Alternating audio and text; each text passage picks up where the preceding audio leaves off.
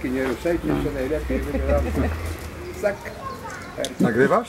Tak, nagrywam. To można rozmawiać. Tak, jesteśmy na piwku. Gdzie jesteśmy? No, Ustroń w Ustroniu. Ustroń. Tak, No. takie naprawdę ustronne miejsce. Tak, bardzo ładnie.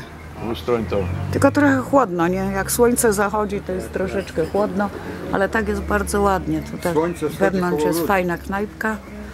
No, Tu było na tak, leciutko.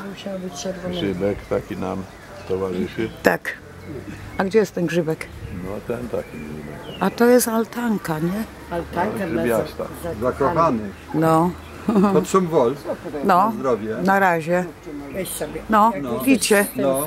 Na zdrówko. Dziadek pije Piw ze słomką. Słomką pije, no, dziadek. Na zdrowie. No, na zdrowie. Dobre piwo. No. Takie mętne, dobre. Dobra.